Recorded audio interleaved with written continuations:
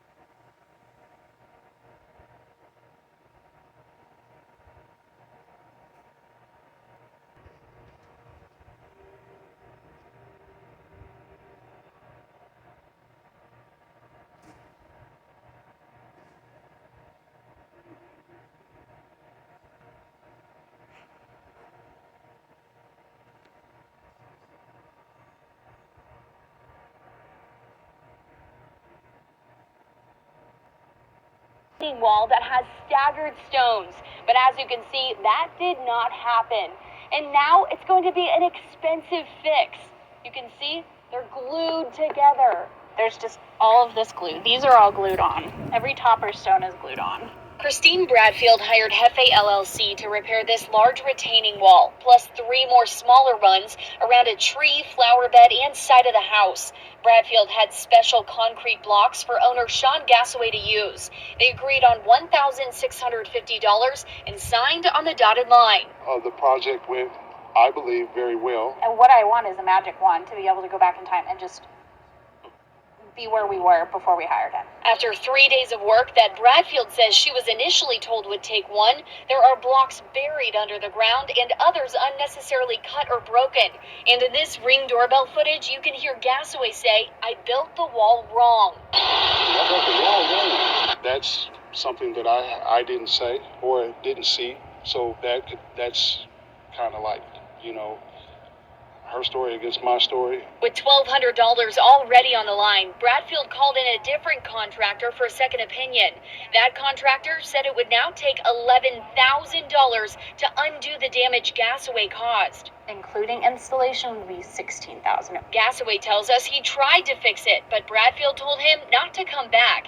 And that's true. Bradfield said she didn't want him causing any more damage. She also says Gassaway took some of her blocks from them, although he denies it. If you wouldn't mind, not taking the blocks with you that are there. She says he continued stacking them in his trailer, eventually driving off. At that point, Bradfield filed a police report. It feels so dirty to have somebody come onto your property, literally steal from you. It's like, okay, no, this is malicious now. Well, And that's where we don't want it to happen to other people. We talked to someone who worked on that job with Gassaway. He didn't think the homeowners would be happy with the quality of the wall, but also said they didn't express any concern until after it was finished. I try my best to satisfy her the best that I can.